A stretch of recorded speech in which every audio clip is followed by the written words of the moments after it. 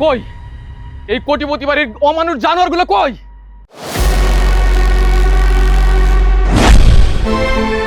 ফকিন্নির বাচ্চা সাহস কত বড়, আমার বাড়িতে দাঁড়িয়ে আমাদেরকে বলছে অমানুষ জানোয়ারগুলা কই। তোর গলার সাউন্ড আমি একদম কমাই দিব। তুই আমার বাড়িতে আসার সাহস কোথায় পাইছিস? সাহস কই পাইছি জানতে চান?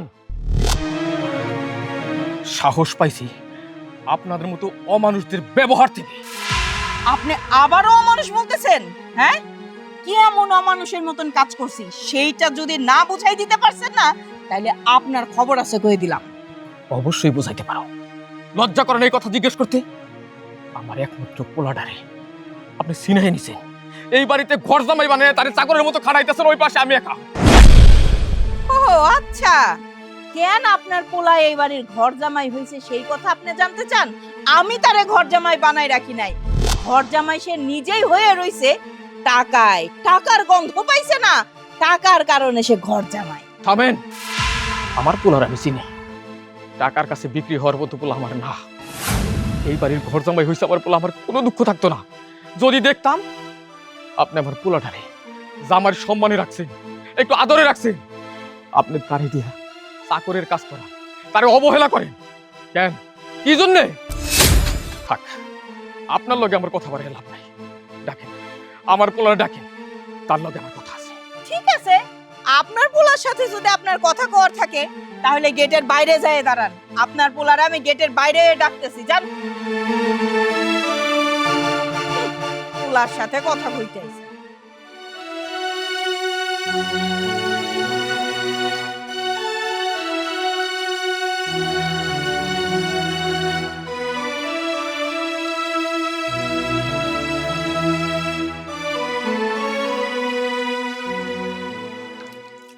জামাই, আয় জামাই। কি ব্যাপার? আমি যে তোমারে কখন থেকে ডাকতেছি, আমার ডাক কি তোমার কান পর্যন্ত যায় না? হ্যাঁ আম্মা, আমার কান পর্যন্ত আসছে, কিন্তু ডাকছেন তো জামাই জামাই কইয়া। আমার তো মনে হয় না আমি এই বাড়ির জামাই, আমার মনে হয় আমি এই বাড়ির চাকর। এই তুই চা করোস আর যাই হোস, এসব বাদ দে, পরে ধান যাইবো। গেটের বাইরে তোর বাপ এসে দাঁড়ায় রয়েছে, যা ওর লগে কথা শেষ করে আয়। আব্বা আইছে, আমি তাইলে আব্বারে যেয়ে নিয়ে আসি। এই খবরদার, ওরে এই বাড়ির ভিতরে আনার চেষ্টাও করবি না। ও গেটের বাইরে আছে, ওইখান থেকে কথা শেষ করে তুই ভিতরে এসে কাজগুলা শেষ করবি, ঠিক আছে? যা বাইরেতে কথা শেষ করে আয়। আম্মা, কইতেছিলাম কি, আমি হইলাম কোটিপতি বাড়ির ঘর জামাই, কিন্তু আমার আব্বা তো এই বাড়ির বেয়াই। আপনারা আমার লগে যত অত্যাচার করেন, নির্যাতন করেন, বাড়ির কাম করান, কাজের লোক মানেন, আমার কোনো আপত্তি নাই, কিন্তু আমার আব্বা তো আপনার বিয়াই, তার লগে এমন করেন না, সে কষ্ট পাইবে। এই চুপ থাক। বিয়াই মানে? বিয়াই কে? হ্যাঁ, ওই ফকির আমার বিয়াই হইবো? হ্যাঁ, তোর তো দেখতেছি দিন দিন সাহস অতিরিক্ত বাইরে গেছে। যা তাড়াতাড়ি যা, ওরে বিদায় কর, তারপরে তো সাইজটা কেমনে করতে হয় আমি করতেছি। আর একটা কথা, তোর বাপরে একদম সুন্দর মতন বুঝাই দিয়ে আসবি, হুটহাট করে জানো আমার বাড়ির দরজার কোনোদিন না এসে দাঁড়ায়। যদি আসে না, তাইলে এর শাস্তি কিন্তু তোর বক করবন লাগবো। যা। নাহিদা, নাহিদা।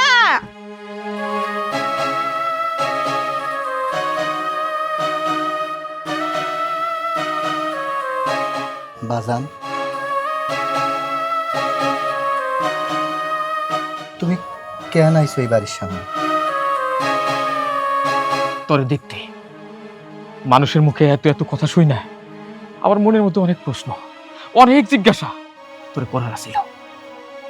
কিন্তু এই বাড়িতে পা দিয়া আর তোরে দেখে, তোর বেশভূষা দেখে ওই মানুষগুলোর কথার সব কিছু মিলা গেছে, আমি আমার উত্তরও পাইয়া গেছি। কিন্তু একটা কথা, বাড়ি ঘর জমি জমা এই বুড়া বাপটারে ভালাইয়া তুই কোটিপতি বাড়িতে ঘর জামাই হয়ে আইছস, আমার তাতে কোনো কথা নাই। আমি যদি জানতে পারতাম, দেখতে পারতাম এইখানে থেকে তুই শান্তিতে আসস, আমার পোলা সুখে আছে, তাইলে আমার মনে কোনো প্রশ্ন থাকতো না, তোর কিছু জিজ্ঞেস করারও থাকতো না। মানুষজন কইছে তোমার পোলা খুব অশান্তিতে আছে, ওই বাড়ির লোকজন তোমার পোলারে চাকরের মতো খাটায়। আমি কারো কথা বিশ্বাস করি নাই, কিন্তু তারপরে মনে হইছে মনের মধ্যে বাবা টান মারছে, আমার পোলা সত্যি বুঝি কষ্ট আছে, তাই সুইটাইছি। তুই কত সব ফালায় যদি এখানেই পড়ে থাকোস, এত কষ্টে কেন থাকবি, এত দুঃখে কেন থাকবি? আব্বা, সব দোষ আমার। আমি আজকে ভালোবাসা এই কোটিপতির মায়েরে বিয়া করছিলাম, মনে করছিলাম এই মায়ের নিয়ে আমি সুখী হম। আমারে কইলো তুমি আমারে ভালোবাসো, 20 লাখ টাকা কাবিন করতে হবে। আমি আবেগে কইরা 20 লাখ টাকা কাবিন করলাম। তারপরে আমারে বানায় দিল কোটিপতি বাড়ির ঘর জামাই, আর ঘর জামাই থেকে এখন হচ্ছে আমি চাকর। আব্বা, এলাকার মানুষ ঠিকই কইছে। আমার মন চায় কি জানো, আমার হাতে যদি 20 লাখ টাকা থাকতো না, আমি ওদের মুখে ছুঁড়া মারতাম, এই বাড়ির থেকে চলে আইতাম। আমি অনেকবার চেষ্টা করছি এই বাড়ির থেকে পালায়া যাইতে। আমার কি কইছে জানো, এই বাড়ির থেকে যদি যাইতে হয় তাহলে আমার মায়ের কাবিনের 20 লাখ টাকা দিয়া যাবি, আর তা যদি না পারোস তাহলে তোরে আর তোর বাপের 14 শিকার ভাত খাওয়াম। আব্বা, তুমি কও আমার ভুলের কারণে কেন আমি আমার নিষ্পাপ বাপ এই সহজ সরল মানুষটারে জেল কাটামু? এই জন্য কষ্ট কইরা কোটিপতি বাড়ির ঘর জামাই চাকর সাইজা আছি। থাক, আর কিছু বলিস না বাজান, আমি সব কিছুই ভুলে গেছি। আমারে তোরে ওরা 14 শিখের ভাত খাওয়াইতে চাইছে, আমি কিন্তু বাইরে মুক্ত আছি, কিন্তু তুই এখনই 14 শিখের ভিতরে আসস, তুই জেলখানার মধ্যে আসস। ভুল করলে তার মাসুল দিতে হয়, ভুল করছস তার শাস্তি পাইতেছস। তুই থাক বাজান, জেলখানায় থাকলেও একদিন সাজার মেয়াদ ফুরায়। যদি বাইসা থাকি খুব তাড়াতাড়ি তোর লোকে আর দেয়া হইব।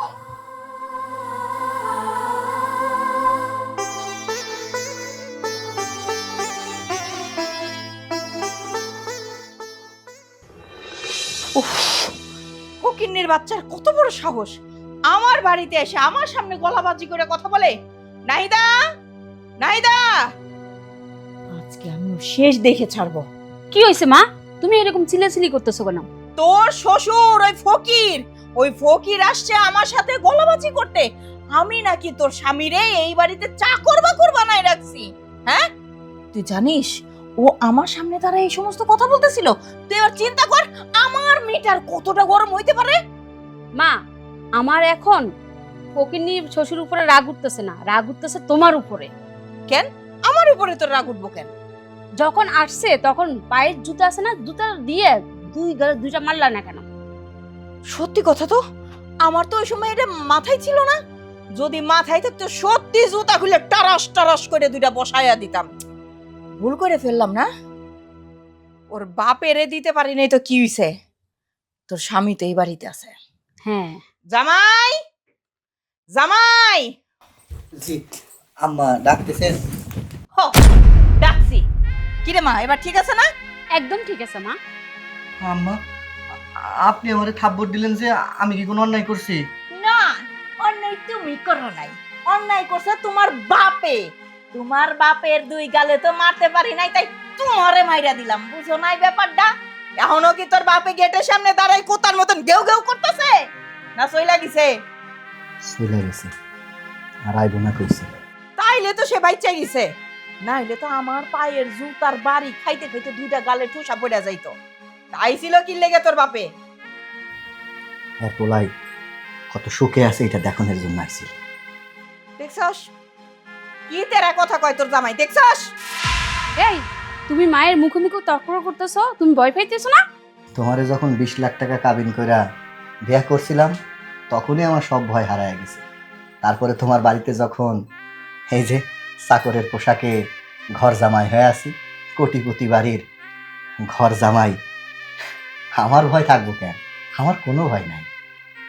দেখছস কি এমনি আমার সামনে দাঁড়ায় মুখে মুখে তর্ক করতেছে? মন চাইতেছে না ওর কানের লতিটা কানে ছিঁড়ে ফেলাই? হ্যাঁ, তুই এখন এনে দাঁড়াই রইছিস না? জুতার বাড়ি কিন্তু তোর কপালে আছে। বাইরা, বাইরা আমার চোখের সামনে থেকে। ছোট লোকের বাচ্চা। শোন, তোরে একটা কথা বলি, ওরে সারাক্ষণ টাইটের উপরে রাখন লাগবো, বুঝছ নাই? ও বাপ বাপ ডাকতে ডাকতে ওর বাপের জমি বেচা 20 লক্ষ টাকা দিব তোরে, আর না হইলে সারা জীবন এই বাড়িতে চাকরের কাম করব। ঠিক আছে মা, এখন তুমি মাথা ঠান্ডা করো, চলো। চল। নির্বাচনের রয়রসুপরূপ রেখা না থাকায় তালবা শেখার সাহত হত আশাহত এক নেতা মোহাম্মদ ডাক্তার নাকি ডাক্তার মোহাম্মদ। এই যে হ্যালো, কে আপনি? আমার পরিচয় জানতে চান? তার আগে বলুন কে আপনারা? ওর কত বড় সাহস, ও আমাদের পরিচয় চাচ্ছে। তার আগে বল তোর কি পরিচয়, তুই এখানে কি করতেছিস? দেখতে তো দেখা যাচ্ছে চাকরের মতো। খবরদার আমারে চাকর কইবেন না, আমি হইলাম এই কোটিপতি বাড়ির মালিক। তুই এই বাড়ির মালিক না? দাঁড়া, তোরে মজা দেখাইতাছি। নাহিদা, নাহিদা। এসবের আবার কি দরকার ছিল? কিরে বান্ধবী, তাহলে তুই আসছিস শেষ পর্যন্ত? হ্যাঁ আসছি। এখন বলতো এই বেয়াদবটা কি? বেয়াদব? এই তুই আমার বান্ধবীরে কি বলছিস? তুই থাম, আর একটা কথাও বলবি না। আমি কি বলি শোন। আসার পর থেকে দেখতেছি ও পায়ের উপর পা তুলে বসে আছে, আবার বলতেছে ও নাকি এই বাড়ির মালিক। দেখে তো মনে হয় চাকর। তুই বল ও মালিক নাকি চাকর? ও এই বাড়ির মালিক নাও, এই বাড়ির চাকর। এই চাকর যা, সানিয়া। আচ্ছা ম্যাডাম, যাইতেছি। ম্যাডাম স্যার, ওই দুধ চিনি বাড়িয়ে দেবো না কম? এই বেশি কথা বলিস না, যা। আচ্ছা সব এনে দিতেছি, আপনাদের যা মন চাই। বান্ধবী বয়।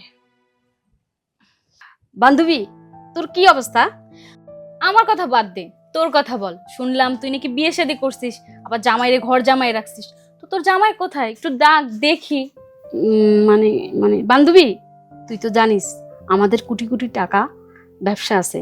ও সিঙ্গাপুর গেছে ব্যবসার কাজে। ও শিট, তাহলে তো আমাদের ভাগ্যটাই খারাপ। কত আশা করে আসলাম তোর হাজবেন্ডকে দেখবো, তো দেখতে পারলাম না। ভাগ্য কি শুধু তোমার খারাপ? আমারও তো ভাগ্য খারাপ। কি বলতেছো? তোমার আবার ভাগ্য খারাপ কেন? আমাকে বিয়ে করে কি তোমার ভাগ্য খারাপ হয়েছে? আরে তা না, তোমার বান্ধবীর মতো যদি তোমাদেরও কোটি কোটি টাকা থাকতো, তাহলে আমিও তো ব্যবসার কাজে সিঙ্গাপুর বা বিদেশ যেতে পারতাম। হ্যাঁ হয়েছে, এখন চুপ থাকো। দুলা ভাই, আমার বান্ধবীর কোটি কোটি টাকা নাও থাকতে পারে, কিন্তু আমার বান্ধবীর মতন একটা বউ পাওয়ার ভাগ্য ব্যাপার। এই যে দেখ, তোদের সাথে কথা বলতে বলতে চা খাওয়ার কথা ভুলেই গেছি। চাকরের বাচ্চা কোথাও গিয়ে মনে বসে আছে, দেখি চাটা নিয়ে আসি। বয়। আচ্ছা, আমার পাইয়া তোমার হয় নাই? তুমি যে ডায়মন্ড পাইছো এটা বুঝো না তোমার কোটি কোটি টাকা লাগবো? এগুলো টাকা দিয়ে তোমার লোভ হইতাছে। সাবধান কিন্তু। কিরে সাগর, দাঁড়াই আছিস কেন? কান ধরে উঠবস কর।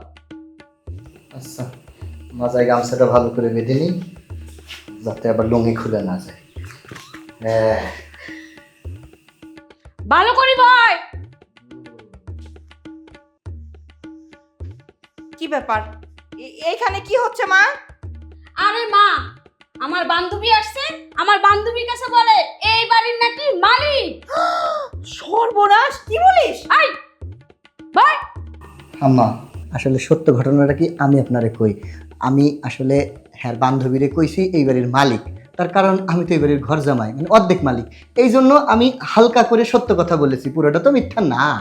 সর্বনাশ, তোর তো অনেক শাস্তি পাওয়া দরকার। আম্মা অনেকক্ষণ থেকে ওরে কান ধরে উঠবস করাইতেছি। হ্যাঁ আম্মা, আম্মা আমার কানের লতি তো পাতলা, ব্যথা হয়ে গেছে, আর গলাটাও শুকায় আসছে। এক গ্লাস পানি খেয়ে আইসা আবার কান ধরে উঠবস করা শুরু করি। কি? তোর গলা শুকাই গেছে, তুই পানি খাবি না? পানি না, পানি না, আমার তো মনে হচ্ছে তোর মুখে আমি বিষ তুলে দেই, বিষ। কিরে দাঁড়াই আছিস কেন? উঠবস কর। শোন মা, যতক্ষণ কান ধরে উঠবস করতে করতে ওর কোমরের হাড্ডি না ছুটে যায়, ততক্ষণ পর্যন্ত ওরে তুই কান ধরে উঠবস করা, ঠিক আছে? আমি আসতেছি। কিরে দাঁড়াই আছিস কেন? বল। শোনো বউ, তুমি তো আমার লক্ষ্মী বউ, চাঁদের কণা, মিষ্টি সোনা। শোনো, হয়েছে কি, ওই আমি নিচে না তোমার মায়ের কাপড় চোপড়গুলো হুইল পাউডার দিয়ে ভালো করে ভিজিয়ে রেখেছি। ওইগুলো যদি একটু কেচে দিই, তাহলে মনে করো কান ধরে উঠবস করতে যে কষ্ট, কাপড় চোপড় কাচায় কিন্তু তার চেয়ে বেশি কষ্ট। এখন কোনটা করবো তুমি কও? কাপড় চোপড় কাচরানো আমাদের লোক আছে, তুই এখন কান ধরে উঠবস কর। বল।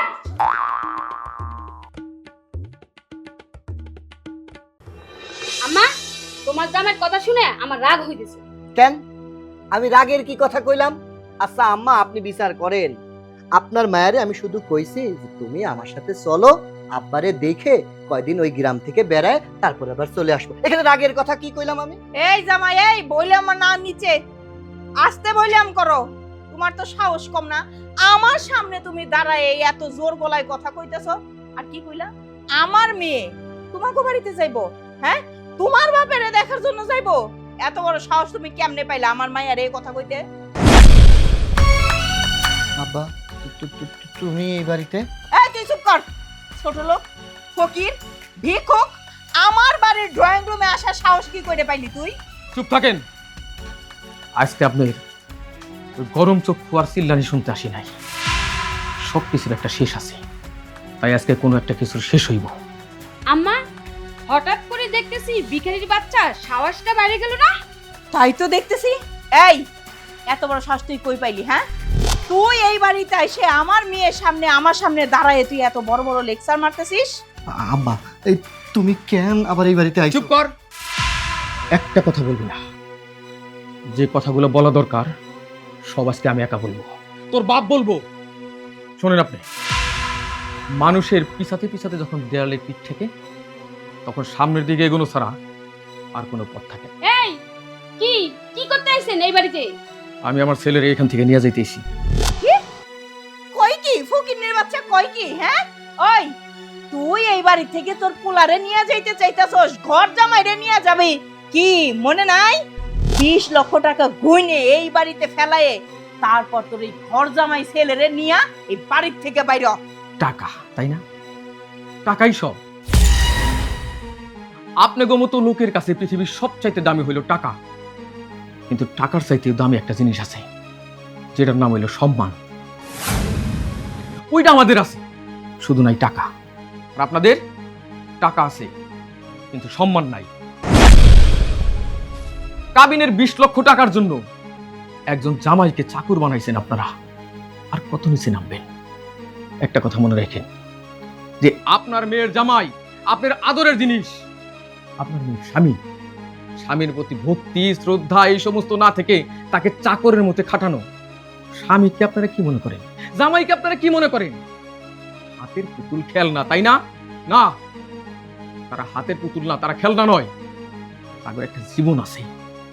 দিনের পর দিন অপমান অপদস্থ করতে করতে আমার ছেলেটাকে আপনারা মানুষ রাখেন নাই। তাই আজকে সবকিছু শেষ করার জন্য আমি এখানে আসছি। তার আগে একটা কথার উত্তর দিন, কাবিনের 20 লক্ষ টাকা পাইলে আমার ছেলে এখান থেকে যাইতে পারবো কি না? হ্যাঁ, কাবিনের 20 লক্ষ টাকা দিলেই তোমার পোলারে আমরা এই বাড়ি থেকে বিদায় করে দিব, কোনো অসুবিধা নাই। কি কইস মা? হ্যাঁ মা, 20 লক্ষ টাকা দিলেই আমি এই লোকের সাথে সংসার করব না।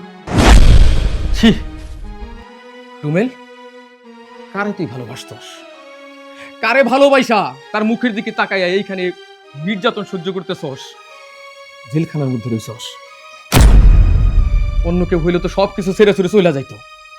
আমি জানি টাকার সাথেও তোর এখানে মন পড়ে আছে ওই মাইয়াটার জন্য, যে নাকি তোরে না 20 লক্ষ টাকারে ভালোবাসছে। এই নে টাকা, এইখানে গোনা 20 লাখ টাকা আছে। আমি সমস্ত কাগজ রেডি করে আনছি, এইখানে একটা সাইন কইরা টাকাগুলো বুঝে নেন আর আমার ছেলের মুক্তি দেন। বাবা তুমি এই 20 লাখ টাকা কই পাইলা? এতগুলান টাকা তোমারে কে দিল? কেউ দেয় নেই বাজান। আমার কাছে টাকার চেয়ে সম্মান বড়। তাই আমার ছেলেটারে মুক্ত করার জন্য, আমার পোলার শান্তির জন্য আমি আমার জমি জমা ভিটা বাড়ি সবকিছু বেচে এই 20 লাখ টাকা নিয়েছি। তার কারণ আমার ছেলের চেয়ে বড় আমার কাছে আর কিছুই নাই। আব্বা তুমি আজকে যেটা করছো না, এটা আমার করা উচিত ছিল, কিন্তু আমি নিরুপায় আছিলাম। তুমি একটু আগে কইলা না যে আমি একজনের ভালোবাসার মায়ায় পড়ে আছিলাম। হ্যাঁ, দেখতেছিলাম একদিন না একদিন হয়তো এদের ভুল বুঝবো, কিন্তু না, এদের ঘুম ভাঙে নাই। আব্বা আব্বা তুমি দিয়ে দাও, সব টাকা তুলে দিয়ে দাও। শুধু আমার এই জাহান্নাম থেকে, আমার এই জেলখানা থেকে তুমি আমার মুক্ত করো। এই নে কলম ধর, এখানে সাইন কর। সাইন করে নিজের জীবনকে মুক্ত করে এই জেলখানা থেকে।